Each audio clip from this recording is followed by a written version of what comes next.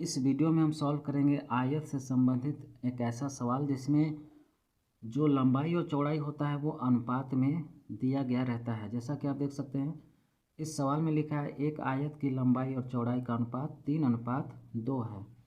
यदि आयत का क्षेत्रफल 36 वर्ग सेमी है तो आयत की लंबाई और चौड़ाई ज्ञात करें।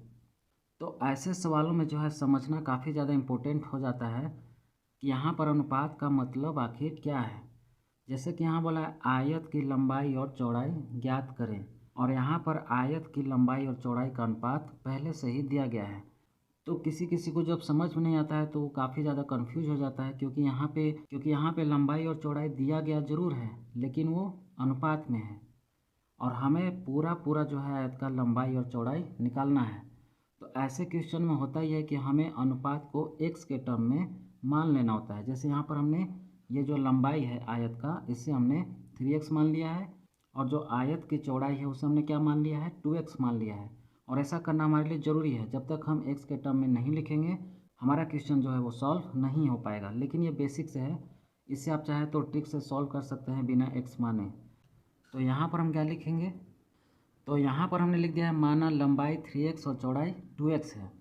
अब हमने यहाँ पे लंबाई जो है वो 3x मान लिया है और जो चौड़ाई है वो कितना है 2x है। तो अब यहाँ पर सवाल में बोला है आयत का क्षेत्रफल 36 वर्ग सेमी है। तो इसका मतलब क्या है, सबसे मेन तो यहीं पर है। जब तक हमें इसका मतलब नहीं पता चलेगा हम क्वेश्चन को आगे सॉल्व नहीं कर सकते।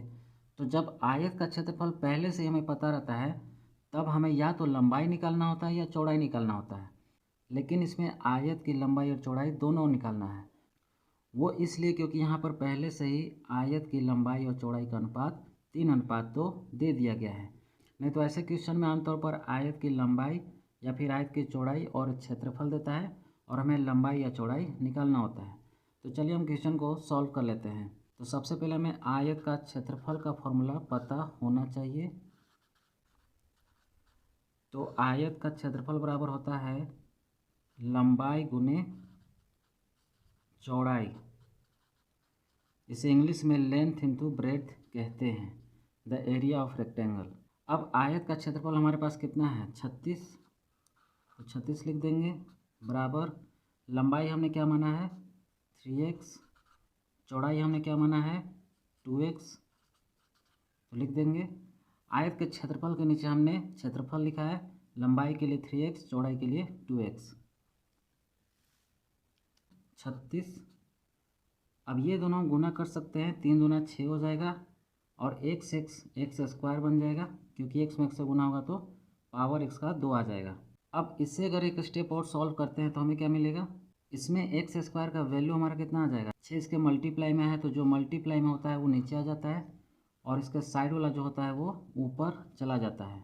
मतलब जिसका भी आप वैल्यू निकालना चाहें x स्क्वायर y स्क्वायर, और उसके मल्टीप्लेक्शन में जो भी नंबर होता है, गुना में जो भी नंबर होता है वो नीचे आता है और सामने वाला ऊपर। अब इसको हम काट सकते हैं। तो यहाँ पर ये जो नंबर है ये 6 से तो कट जाएगा, 6 6 कितना होता है 36। इसके बाद प्रॉब्लम ये होगा कि x स्क्वायर का वैल्यू तो 6 आ जाएगा, लेकिन हमें x का वैल्यू निकालना है। और उसके बाद जब हम 6 का वर्गमूल निकालेंगे, स्क्वायर रूट निकालेंगे, तो उसका तो नहीं निकलेगा। तो इसके लिए जो क्वेश्चन में थोड़ा सा फेरबदल हमें करना पड़ सकता है। जैसे कि आयत का जो क्षेत्रफल है वो हमें 384 लेना पड़ेगा। 384 या फिर कोई भी ऐसा नंबर जो 6 से तो कट जाए लेकिन उसका बाद में वर्गमूल भी निकल जाए, और ये 384 लेने पे हो जाएगा। तो जहाँ जहाँ 36 था वहाँ हम क्या कर देंगे 384, तो यहाँ पर क्या हो जाएगा 384। अब ये 384 6 से कट जाएगा आसानी से, तो 384 जो है 6 से आसानी से 64 बार में कट जाएगा और 64 का वर्गमूल भी निकलता है, और 64 का वर्गमूल यानी स्क्वायर रूट कितना होता है 8। तो यहाँ पर हमारा x स्क्वायर बराबर 64 आ चुका है, लेकिन हमारा ये x स्क्वायर का वैल्यू है, तो हमें x का सिर्फ अगर वैल्यू निकालना है तो इसका वर्गमूल निकालना पड़ेगा, यानी स्क्वायर रूट निकालना पड़ेगा। और 64 का वर्गमूल होता है 8 सेंटीमीटर जो हमारा x का वैल्यू आया, सिर्फ x का वैल्यू आया। हमारा आयत की लंबाई और चौड़ाई अभी नहीं निकला है। आयत की लंबाई और चौड़ाई हमारा तब निकलेगा जब हम लंबाई यानी 3x और चौड़ाई 2x में x का वैल्यू पुट करेंगे, और वो x का वैल्यू कितना आया है 8। तो चलिए वैल्यू पुट कर लेते हैं। तो हमारा जो लंबाई है वो कितना था 3x, और इन दोनों के बीच मल्टीप्लाई यानी गुना होता है, तो 3 गुने x का वैल्यू हमारा 8 है, तो 3 8 24 सेंटीमीटर हो जाएगा लंबाई। और चौड़ाई की बात करें तो चौड़ाई हमने माना है 2x, तो 2 8 कितना हो जाएगा 16 सेंटीमीटर। तो हमारा जो लंबाई और चौड़ाई है वो अच्छे से पता चल गया है, लंबाई 24 है और चौड़ाई कितना है 16।